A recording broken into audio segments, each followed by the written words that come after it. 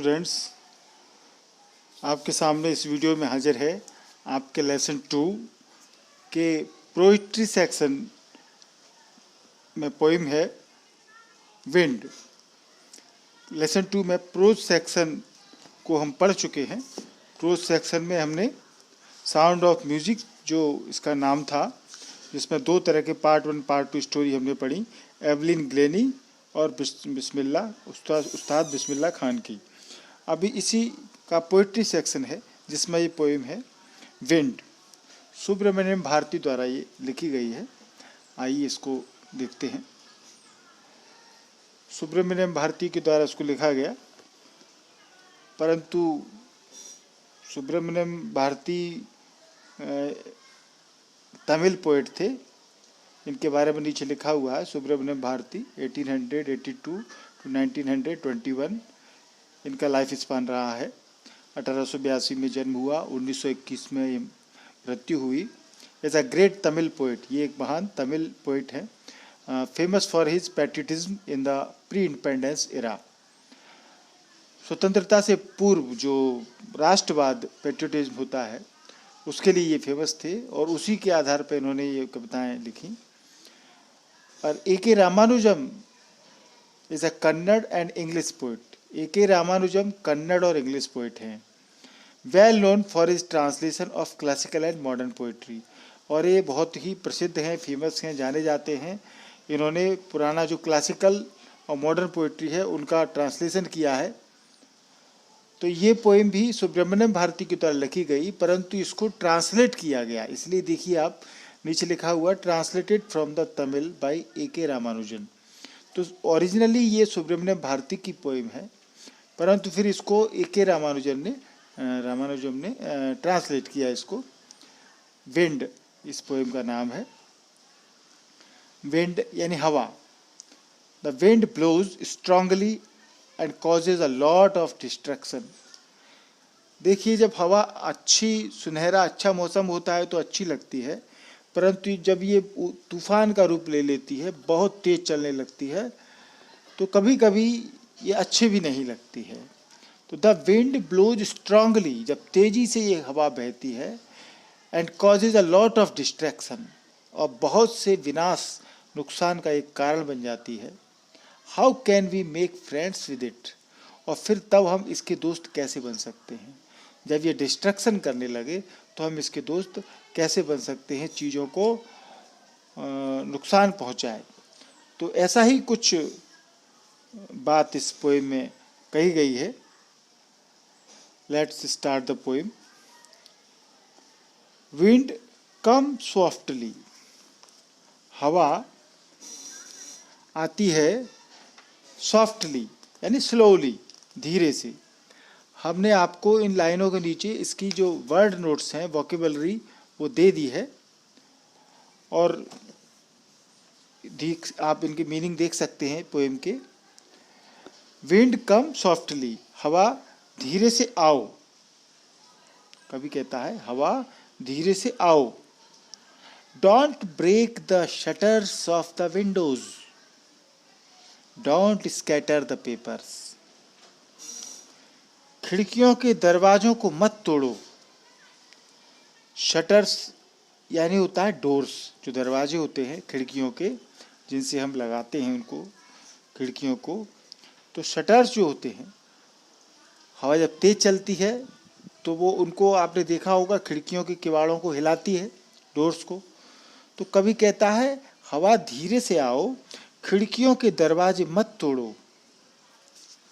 Don't scatter the papers, और कागजों को मत बिखेरो।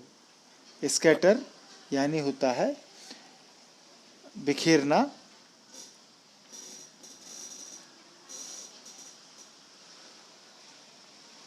Don't throw down the books on the shelf.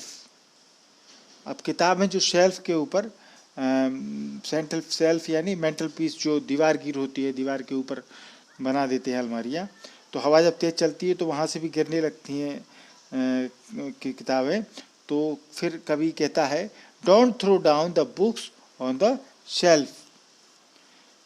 Mental peace जो है, दीवार गिर, वहाँ पर रखी पुस्तकों को मत गिराओ।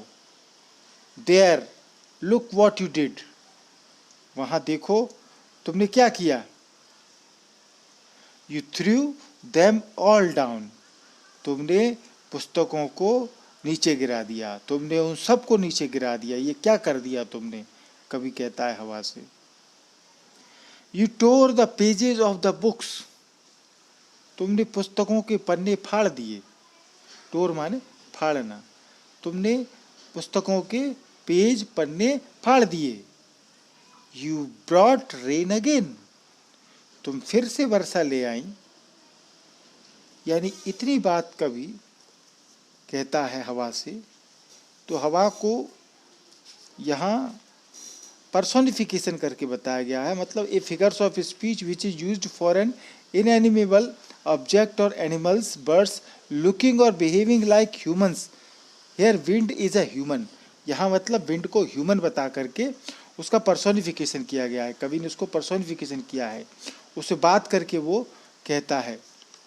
तो in these lines the poet asks the wind to blow softly and not break the shutters of the windows. He asks it not to scatter the papers here and there. He also asks the wind not to throw down the books on the shelf. The whole stanza implies a rebuke to the wind not to do these things as it is famed to do. It is shown as a very powerful divine agency. It has thrown all the books down. It has brought the rain also. मतलब इन लाइनों में कवि ने हवा को धीरे से बहने के लिए कहा है और वो खिड़कियों के दरवाजे न तोड़ने के लिए कहता है।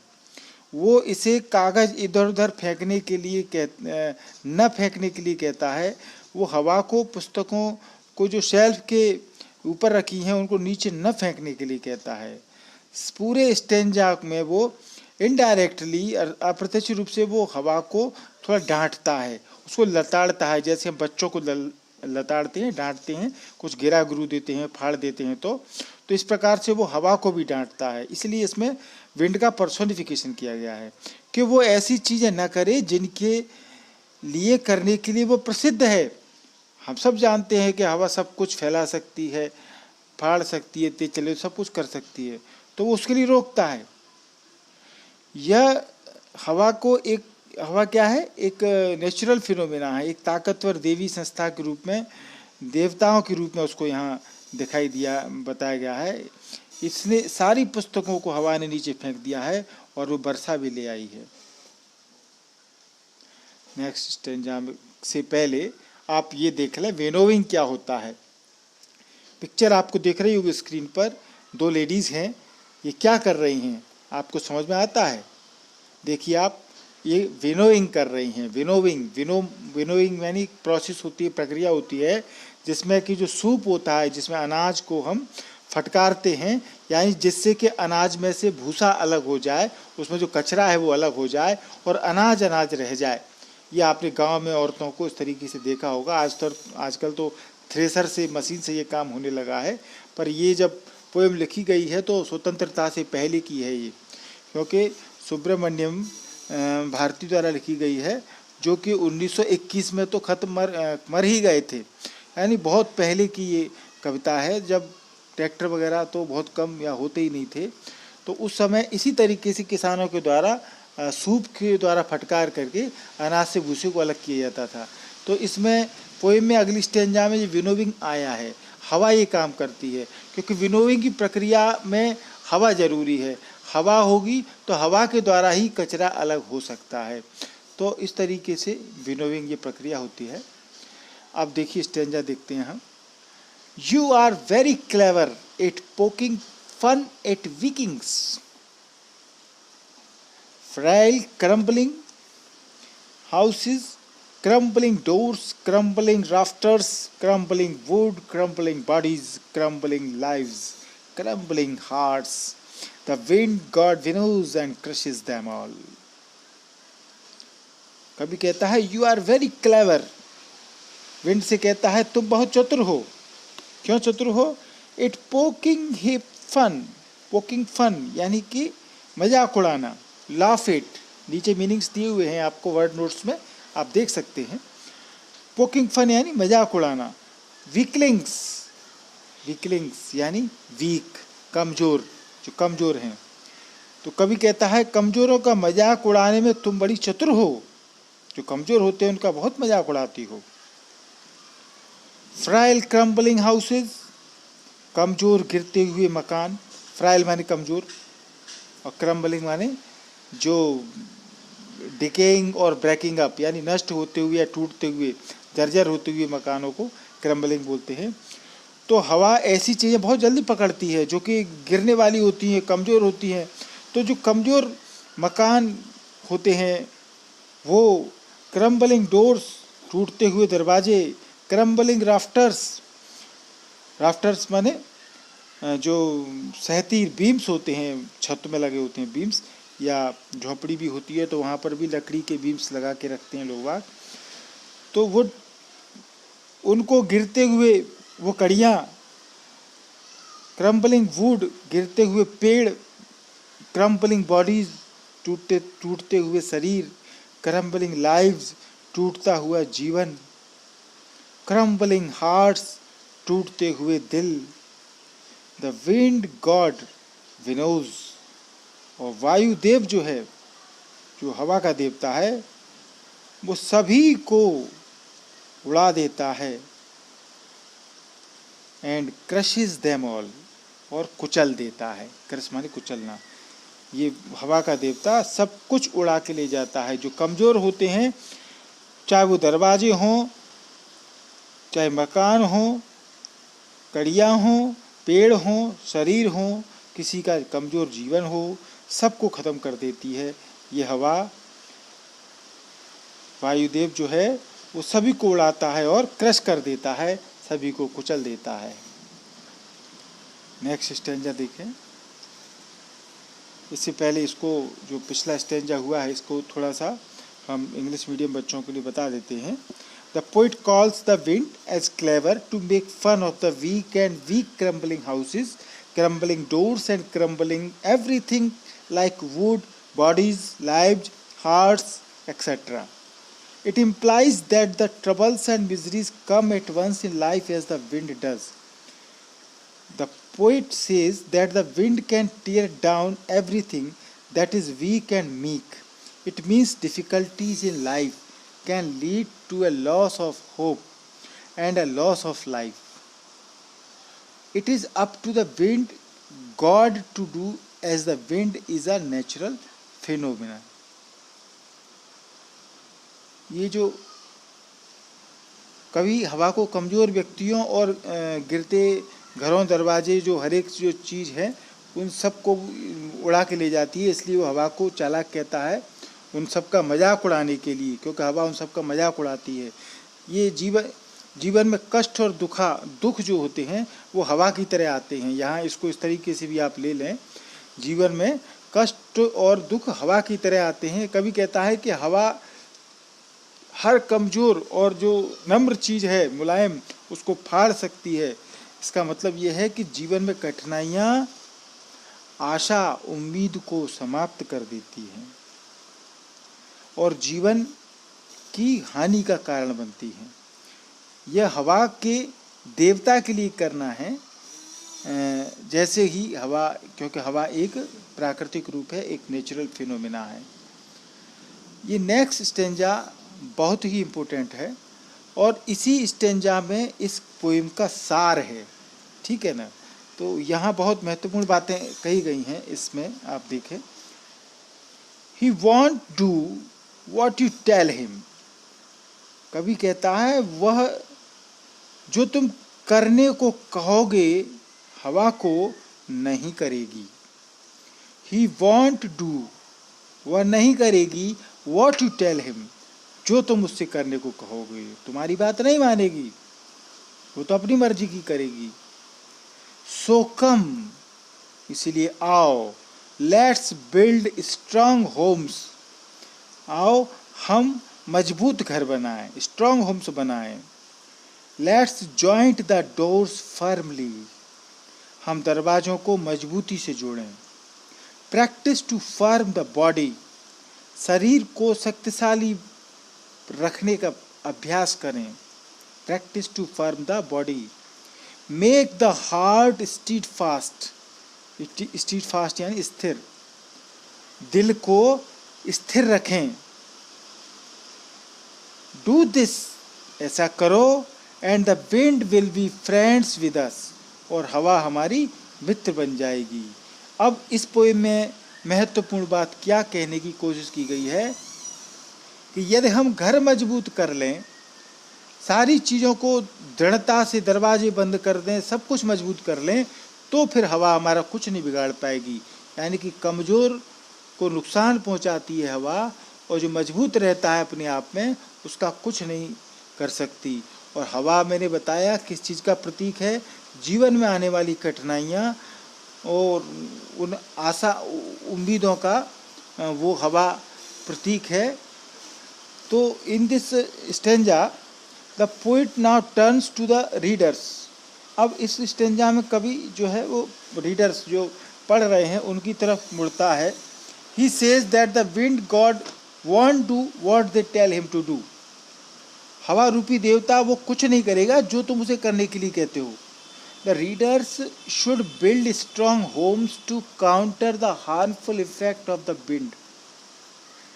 यानी हवा के हानिकारक प्रभाव जो है उनका सामना करने के लिए जो पाठक हैं, जो लोग हैं, उनको अपने मजबूत घर बनाने चाहिए। They should join the doors firmly so that the wind does no harm to them. उन्हें मजबूती से दरवाजे बंद करने चाहिए ताकि हवा उन्हें कोई नुकसान नहीं पहुंचा सके। Also they should train their bodies and hearts in such a way that the wind dares not harm. उन्होंने अपने शरीर और दिलों को इस तरीके से ट्रेंड करना चाहिए कि हवा उन्हें नुकसान पहुंचाने का हौसला न करे, और यदि वे ऐसा करने के लिए सक्षम हैं, if they are able to do so the wind shall be friendly with them. तो फिर हवा उनके साथ दोस्ती का व्यवहार करेगी। This implies that if we are strong physically and emotionally, no power on earth can harm us। इसका मतलब ये है इनडायरेक्टली कि यदि हम शरीर और भावना से मजबूत हैं तो पृथ्वी पर कोई भी ताकत हमें हानि नहीं पहुंचा सकती। But if we are weak anything can harm us. परंतु यदि हम कमज़ोर हैं तो हर वस्तु हमें नुकसान पहुंचा सकती है। In it lies the essence of the poem. इसलिए इन लाइनों में कविता का सार बताया गया है। आइए ये लास्ट स्टेंजा पढ़ते हैं हम इस पोएम का। The wind blows out weak fires. हवा कमजोर आग को बुझाती है। ब्लो माने बुझाना, ब्लोज आउट यानी कि एक्सटिंग्विशेस यानी बुझाना, वीक फायर यानी कमजोर आग। The wind blows out weak fires, he makes strong fires roar and flourish. His friendship is good, we praise him every day. हवा कैसे मतलब इसमें ये बताती दोहरा काम करती है, डबल रोल करती है, ये बताने की कोशिश की है कवि ने कि कमज़ोर आग को बुझाती है और वो तेज अग्नि को, जो ही मेक्स स्ट्रॉन्ग फायर्स जो तेज आग है उसको वो और भी रोअर एंड फ्लरिश और भी उग्र और प्रबल बना देती है। आपने देखा हो कि यदि हल्की फुल्की आग है तो हम फूंक से ही बुझा देते हैं, फूंक से ही वो बुझ जाती है, माचिस की काड़ी को जरा सा हिला और बुझ जाती है। पर यदि हवा तेज चल रही हो तो फिर आप सोच सकते हैं कि जरा सी आग कितना विकराल रूप ले लेती है। यानी हवा उस आग को और बढ़ा कर देती है। तेज यदि अग्नि है तो उसको और प्रबल बना देती है। हिज फ्रेंडशिप इज गुड, उसकी मित्रता अच्छी है। We praise him every day, हम प्रतिदिन उसकी प्रशंसा करते हैं। So in these lines the poet describes how the wind acts doubly. Its acts are good and bad. कवि वर्णन करता है कि हवा कैसे दोहरा काम करती है, इसके प्रभाव अच्छे भी हैं बुरे भी हैं। It makes strong fires roar and flourish to new dimensions. ये मजबूत आग को नई अवस्थाओं तक बढ़ाती है. But if the things are weak and meek, it destroys them. परंतु यदि चीजें कमजोर हों और नम्र हैं तो वो उनको नष्ट कर देती है. It destroys them. The poet concludes that if we are strong, then the wind is a good friend to us. कवि ये निष्कर्ष देता है कि यदि हम मजबूत हैं तो हवा हमारी मित्र बन जाती है. It means that if we are strong, nothing will harm us. इसका अर्थ है कि यदि हम मजबूत हैं तो कोई भी चीज हमको हानि नहीं पहुंचा सकती. But if our characters are weak, परंतु यदि चाल चलन से हम कमजोर हैं, we will be troubled seriously, तो हमें काफी कष्ट होगा. We should therefore build our self strong in every way so that nothing harms us. इसका मतलब ये है कि हमें हर एक तरीके से खुद को मजबूत बनाना चाहिए ताकि कोई भी चीज हमें नुकसान न पहुंचाए. Impliedly, the poet advises us that we must build ourselves strong in every way so that life's troubles dare not come near us. अप्रत्यक्ष रूप से कवि ये सलाह देता है कि हमें हर तरीके से खुद को मजबूत बनाना चाहिए ताकि जीवन के कष्ट हमारे समीप न आए. Then even the wind god shall be our friend. और फिर हवा का देवता भी हमारा मित्र होगा. तो ये आपकी पोइम हुई. इस कविता में कवि हवा के मतलब प्राकृतिक ताकत को दिखाता है, उसकी रॉ फोर्स को दिखाता है हवा की, विंड की. इस प्रकार हवा शक्ति या ताकत का प्रतीक है. जब हवा चलती है तो वो खिड़कियों के कपाट तोड़ देती है, शेल्फ पर रखी पुस्तकों को नीचे गिरा देती है, पुस्तकों के पन्ने फाड़ देती है. ऐसा करने से हवा कमजोर चीज़ों का मजाक उड़ाती है. वो कमजोर और गिरते घरों, दरवाजों, जंगलों, दिलों का मजाक उड़ाती है. यह इन चीज़ों का मजाक ही नहीं उड़ाती बल्कि उन सभी को कुचल भी देती है. हवा देवता उन्हें अलग कर देता है और कुचल देता है.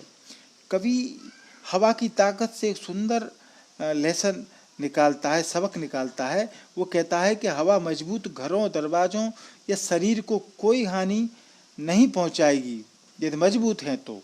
इसका अर्थ यह है कि यदि हम मजबूत हैं तो मजबूत शत्रु भी हमें किसी भी तरीके से हानि नहीं पहुंचाएगा. हवा कमजोर आग को बुझा देती है, परंतु यही तेज आग को चिंगाड़ देती है, दहाड़ देती है. इसलिए इसके इस रूप में हमें मित्रता भी अच्छी है. तो आपको ये पोएम समझ में आ गई होगी. सब ग्रुप से ऐड करने के लिए आपको सिंपली ये स्कूल का नाम और डिस्ट्रिक्ट लिख करके स्क्रीन पर दिखाए नंबर से आप 6264472391 पर आप मैसेज करें. आपको लिंक भेज दी जाएगी और आपको ग्रुप से जोड़ दिया जाएगा और आप रेगुलर अपने 9 से 12 तक जो भी क्लास का स्टूडेंट है रेगुलर पढ़ाई जारी रख सकता है. यदि आप व्हाट्सएप ग्रुप से ऐड नहीं होना चाहते हैं तो इस तरीके से आप सब्सक्राइब करने के लिए लाल से लिखा हुआ जो दिख रहा है आपको सब्सक्राइब लिखा हुआ यहाँ, इसको आप दबाएं. इसको दबाते ही आपके सामने 3 ऑप्शन आएंगे और ये लाल से सब्सक्राइब लिखा हुआ इस तरीके से वाइट में बदल जाएगा. बेल आइकॉन दिखेगा बगल में, इसको आप दबाएंगे तो 3 ऑप्शन आएंगे. इसमें ऑल वाला ऑप्शन है, ये आपको दबाना है, जिससे मेरे सारे वीडियो जो भी मैं बनाऊंगा ग्रामर क्वेश्चन आंसर के वो तत्काल आपके मोबाइल पर नोटिफिकेशन में पहुंच जाएंगे. तो आपको ये वीडियो अच्छा लगा हो, इसको आप ध्यान से लाइक का थंब इम्प्रेशन दबाएं और दोस्तों को शेयर करें. Thank you.